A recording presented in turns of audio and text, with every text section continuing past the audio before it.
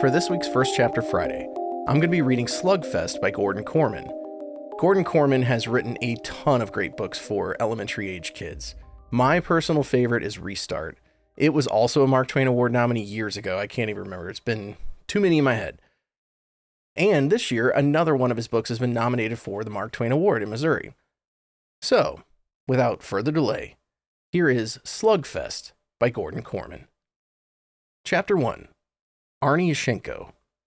Too bad Yash only has 4 letters. Having your name spelled out by a squad of cheerleaders feels pretty great, and it's over practically before it starts. Mom and Dad should have named me Maximiliano or Demetrius. I crouch over the plate, dig my cleats into the dirt, and point my bat at the sky. I have the most aggressive stance of anybody on the Comets. Bat high, crowding the plate, daring the pitcher to brush me back. Even though I'm in middle school, I've been playing on the high school's JV team since November. The only JV team I'm not on is football, since there is a rule against 8th graders competing at the high school level in that sport. That's why I love hearing Y-A-S-H from the cheerleaders. They're high school girls, so to them, I'm just a kid. At least, that's what they thought till they saw me play. I let the first pitch sizzle by, right over the plate. Strike 1. I back up just a little and lower my bat a couple of inches. It gives the pitcher the false sense that he's got me scared. The second pitch is off the plate, like I'm clueless enough to swing at a bad one. And the third? That's my pitch.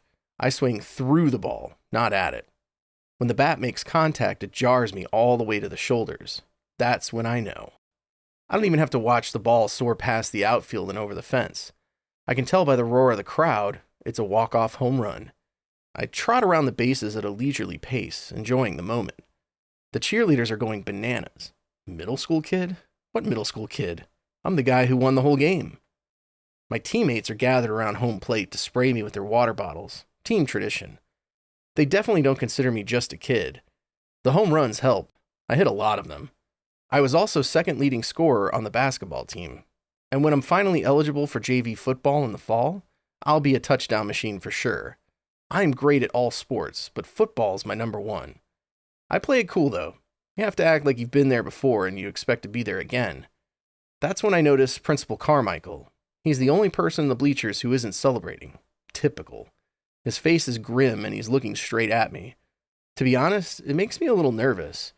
Carmichael's my principal, the middle school one, which means he's probably here to see me. But why? I break away from the team and head over to Carmichael, whose droopy face looks even sadder as I approach.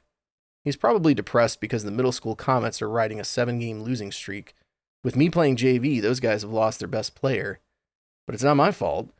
He's the one who went along with it when the JV coaches wanted to claim me for their teams. He's the one who scheduled me in 9th period PE all year so I could ride the minibus to the high school in time for practice.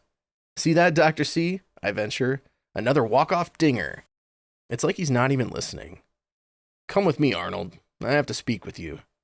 I hate being called Arnold. Arnie is better, but only my mother uses that. To the rest of the world, even most teachers, I'm Yash. The principal leads me into the field house and we go straight to Coach Basil's office. I keep talking. I wish I could play for the middle school too, but most of the games conflict. He seats himself at the coach's desk, leaving me standing, like I'm in trouble or something. I know I'm not, but that's how it feels. It's just better for me to play JV, I forge on. It's more my skill level. I let my voice trail off because I sound like I'm really full of myself. Nobody likes the guy who toots his own horn, even when he's got a lot to toot about. That's the problem. The principal raises a hand to signal I should stop talking. We always scheduled your gym classes at the end of the day so you wouldn't miss any academics when you went off to practice with the junior varsity. Right. Who cares if I do PE with my own grade or over here at the high school? The principal looks stricken. It turns out that the state does. 8th grade PE is now a required credit in order to graduate from middle school, and you've missed too many classes to qualify for it. But, I argue, it's only because I've been doing different PE that's a million times better. I agree with you, Carmichael tells me honestly. The problem is that the education department has changed the rules. If you don't have this credit, you have not completed the 8th grade. You mean, I'm horrified, I flunk? He chuckles humorlessly. Nothing as drastic as that. But the fact is, you can't start high school in the fall unless your record includes 8th grade PE. That means I flunk. Of course it doesn't. There's plenty of time for you to earn that credit in summer school. Summer school? I practically howled. You want me to go to summer school for gym? I don't want that, Arnold, the principal tries to explain. It's the state. They're giving me zero flexibility here. But couldn't you, lie? You know, sauce me a free credit? I did way more with JV than I ever could have in one middle school class. He shoots me a look that would scorch metal. I'm going to pretend that you didn't just suggest that. Our summer school offers a program called Physical Education Equivalency, or PEE. P? I echo. PEE, he corrects me pointedly. It's for students who, for whatever reason, need to fill in a missing piece of their physical education curriculum.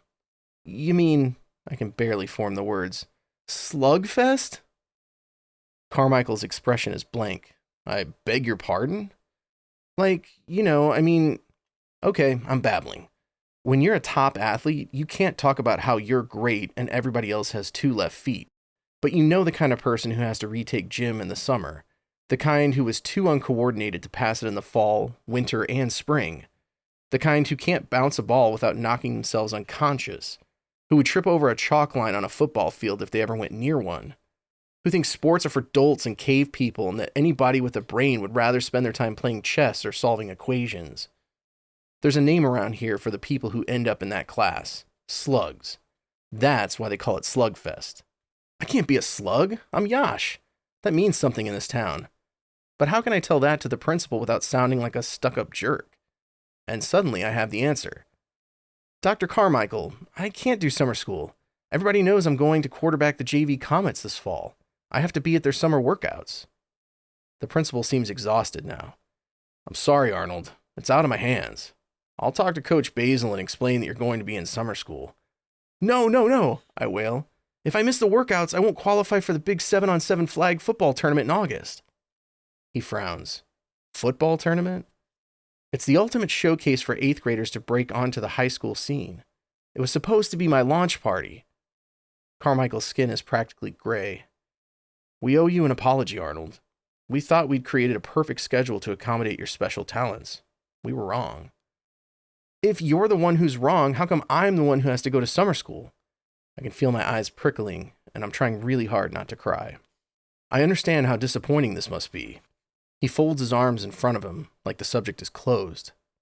My mind is spinning. There has to be a way out of this. Mayer is a JV basketball fan. His son is on the team. A bench warmer, sure, but maybe his dad could put in a good word for me.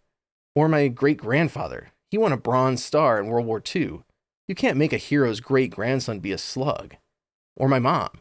She was second runner-up for Miss Clarington as a high school senior. Yeah, I know it's bad to use connections to get your way, but aren't some things so terrible that you have to do anything you can to avoid them? The worst part is, I can't even blame Carmichael.